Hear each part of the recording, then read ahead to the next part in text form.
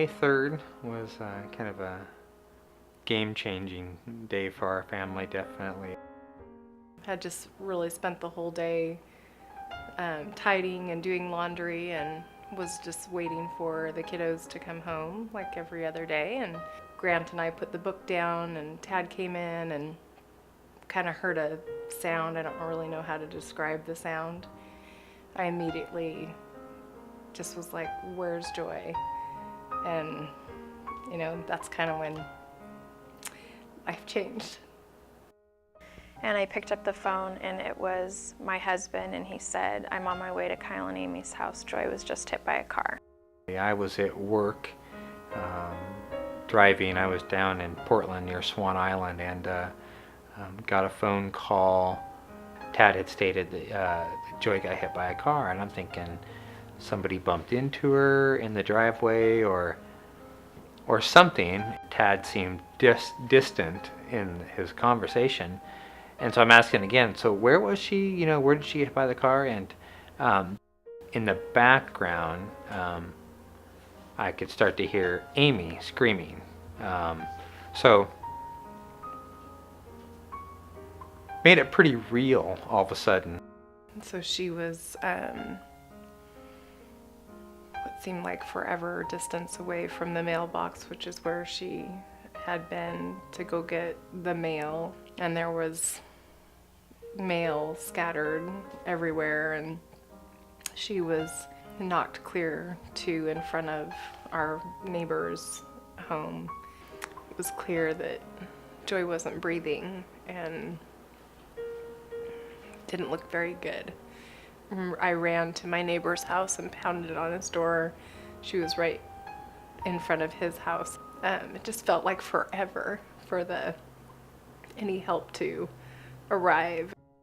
My husband called again, and in a voice that was quite obviously trying to say strong for my sister-in-law, he said, Life Flight just took her away. All we know is that she has a pulse.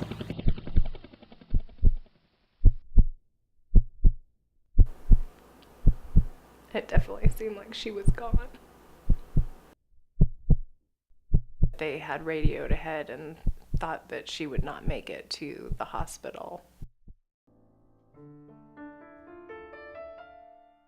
Right away, they were concerned with her brain swelling, and then her next injury was the neck injury. Her neck was so compromised that they had her head sandbagged onto her neck to stabilize her head and onto her body.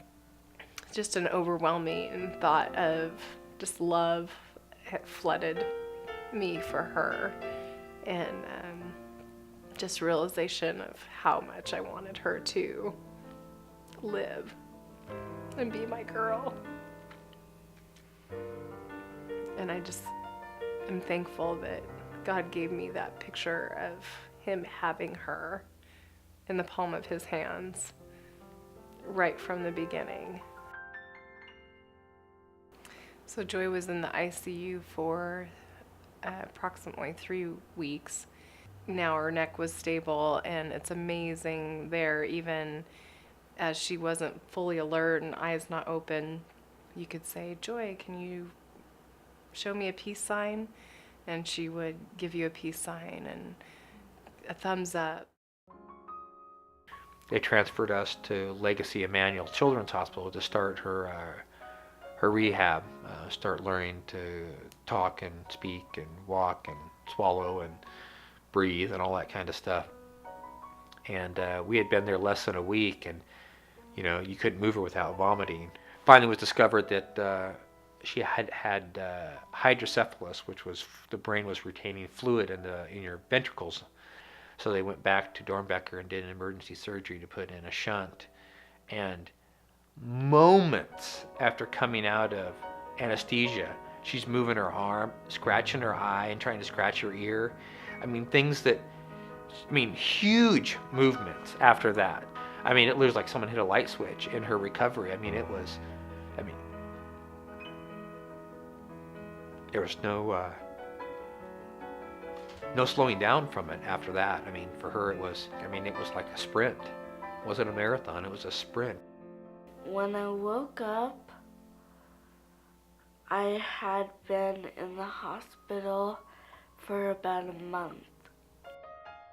Before she could verbalize, they tried to give her signs. Well, Amy had, they'd come up with kind of a hybrid of like symbols and gestures, but Amy had remembered that she had learned sign language, and so when Amy introduced that back to Joy, remembered it, knew it. So first I was taught I love you, and then there was I really love you, and then my dad taught me, he just made up, I really love you with hugs. How did I split my time between everything and the hospital? Initially, the first month, I didn't leave the hospital. Amy or I didn't. The second month, I started going back and forth between my folks' home, where our two other boys were, and the hospital. Pony Express had a more relaxing job than what I think I did. Not really feeling connected with the boys, not really wanting to be at work, but need to make money, and then not feeling connected to the hospital anymore. Those 3 months were hard. So I think one of probably Joy's weakness right now is the rate or the speed at which she can do things. She can do everything, but things take longer.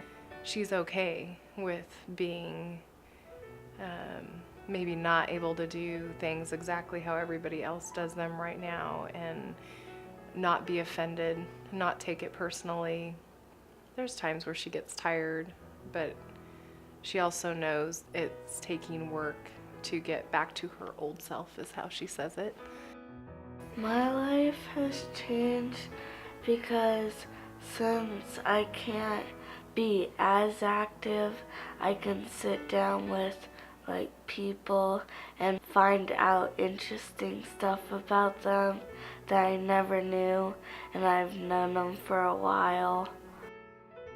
Some of the things I am looking forward to do is running and playing tag, and going to a friend's house and playing a little soccer game.